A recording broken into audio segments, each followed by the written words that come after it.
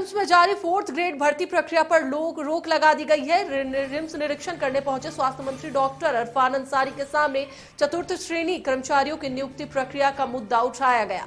भर्ती में बाहरी लोगों को लेने की शिकायत मिलते ही फौरन स्वास्थ्य मंत्री ने भर्ती प्रक्रिया पर रोक लगाने का निर्देश दिया, और जिस पर रिम्स निदेशक ने कहा कि हाई कोर्ट के आदेश पर बहाली प्रक्रिया शुरू की गई थी, लेकिन अब इसको रोक दिया जाएगा। राजकीय अवकाश के बाद फिर से इस पर विचार किया जाएगा।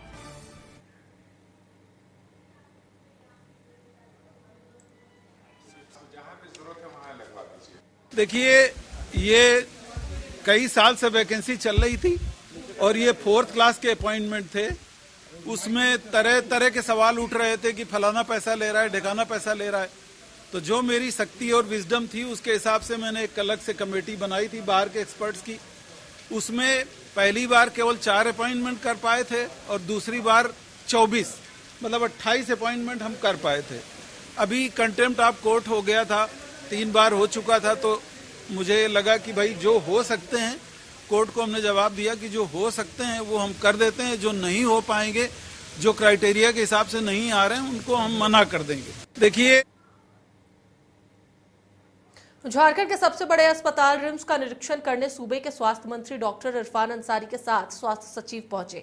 इस दौरान रिम्स प्रबंधन के साथ डॉक्टरों की टीम मौजूद रही। निरीक्षण के दौरान सबसे पहले ट्रॉमा सेंटर और इमरजेंसी वार्ड का जायजा लिया, साथ ही अन्य विभागों का जायजा लेने के साथ मरीजों का हालचाल जाना और दवा की उपलब्धता की जानकारी ली। निरीक्षण के बाद स्वास्थ्य सचिव अजय सिंह ने कहा कि रिम्स का निरीक्षण किया गया है। इस दौरान इमरजेंसी में बेड बढ़ाने का मंत्री इरफान अंसारी ने निर्देश दिया है। ट्रॉमा सेंटर में मौजूद खाली पड़े ऑपरेशन थिएटर में बेड लगाने का निर्देश दिया गया है, जिससे इमरजेंसी के मरीजों को इलाज में आसानी होगी। इसके साथ ही अन्य सुविधाएं किस तरीके से बेहतर की जाए उस पर जोर दिया गया। मंत्री जी द्वारा समीक्षा बैठक किया गया था स्वास्थ्य विभाग से संबंधित, और जिसमें रिम्स के बारे में विशेष रूप से चर्चा हुआ था। और चर्चा के दौरान माननीय मुख्यमंत्री जी द्वारा यह निर्देश दिया गया कि रिम्स की जो व्यवस्था है और खास करके यहाँ की जो इमरजेंसी की व्यवस्था है, लोगों को जो इतना वेट करना पड़ता है, वो पूरी व्यवस्था को दुरुस्त किया जाए, ताकि कोई भी आदमी कभी भी पहुंचे हॉस्पिटल में तो उसका इलाज हो सके। तो इसलिए हमने पूरे, आपने देखा होगा कि हम लोग इमरजेंसी से ही प्रारंभ किए हैं, क्योंकि इमरजेंसी को हमको दुरुस्त करना है। वहाँ पे नंबर ऑफ बेड्स अभी मात्र 40 है, जिसको कुछ फर्स्ट फ्लोर पे जो बिल्डिंग्स है उसको हम लोग रीमॉडल कर देंगे और कम से कम उसको हम लोग 80 तक ले जाएंगे, डबल कर देंगे वहाँ पे जो इमरजेंसी की व्यवस्था है उसकी। तो चलिए अब इसी पर अधिक जानकारी के लिए सीधा जुड़ते हैं अपने सहयोगी राहुल से, उनसे बात कर लेते हैं। राहुल, आज देखा गया कि स्वास्थ्य मंत्री एक्शन में नजर आए, उन्होंने निरीक्षण किया और कई तरह के निर्देश दिए गए हैं। निर्देश में क्या कुछ शामिल है?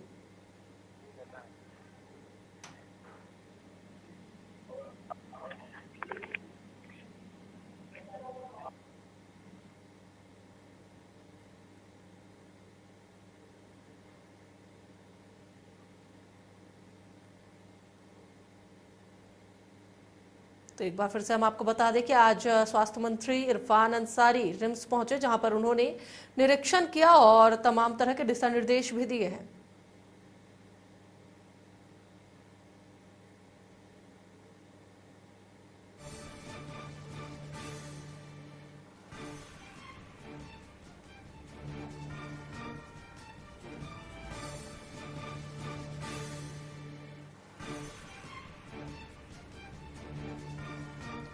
तो एक बार फिर से आपको बता दें कि आज स्वास्थ्य मंत्री डॉक्टर इरफान अंसारी सरकारी अस्पताल रिम्स पहुंचे, जहां पर उन्होंने निरीक्षण किया और निरीक्षण के दौरान कई तरह के दिशा निर्देश दिए, बेड बढ़ाने के भी सुझाव दिया, साथ ही साथ और कई तरह के कई वार्डों का निरीक्षण उन्होंने किया।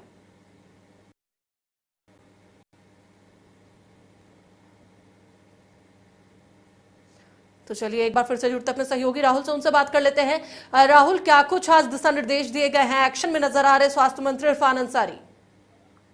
बिल्कुल, जिस तरीके से आप देखेंगे कि झारखंड में स्वास्थ्य व्यवस्थाओं पर लगातार सवाल खड़े हो रहे थे और उसको लेकर जो मुख्यमंत्री हैं बीते दिनों बैठक की प्रोजेक्ट भवन में, और उन्होंने भी स्वास्थ्य व्यवस्था की समीक्षा की। और आज स्वास्थ्य मंत्री एक्शन मोड में देखे राज्य के सबसे बड़े अस्पताल रिम्स पहुंचे और रिम्स में उन्होंने कई दिशा निर्देश दिए। उसके साथ ही इमरजेंसी में बेड बढ़ाने की बात कही। हालांकि रिम्स प्रबंधन की ओर से 100 बेडों की मांग की जा रही थी, लेकिन 40 बेड बढ़ाने की फिलहाल बात बन पाई है। 2 महीने के अंदर 40 बेड इमरजेंसी में बढ़ जाएंगे। और इसके अलावा जो अन्य गतिविधियां हैं रिम्स के अंदर, दवा की उपलब्धता और सुविधाएं, उस पर स्वास्थ्य मंत्री ने जोर दिया। स्वास्थ्य सचिव ने साफ कहा है कि किसी भी स्थिति में जो राज्य के मरीज हैं उन्हें बेहतर सुविधा उपलब्ध कराई जाए। साथ ही जो रिम्स में इलाज जिन मरीजों का हो रहा है, अगर वो ठीक हो जाते हैं, अगर उन्हें दूसरे अस्पतालों में शिफ्ट करने की जरूरत पड़ती है, तो सदर या उस जिस जिले से वो आए हैं उस जिले के अस्पताल में शिफ्ट किया जाए, जिससे कि यहाँ जगह भी बचेगी और वो अपने जिले में रहकर वो अपना खर्च भी बचा सकते हैं। आर्थिक बोझ से भी उन्हें बचाया जा सकता है। तो कह सकते हैं कि स्वास्थ्य विभाग की ओर से बड़ी पहल की जा रही है। रिम्स 2 के निर्माण पर भी बात बनी है। हालांकि उसके लिए बजट भी पास हो बिल्कुल चुका है। बिल्कुल राहुल, ये भी देखा गया है कि भर्ती प्रक्रिया पर भी रोक लगाई गई है। इस पर क्या कुछ कहना है स्वास्थ्य मंत्री इरफान अंसारी का?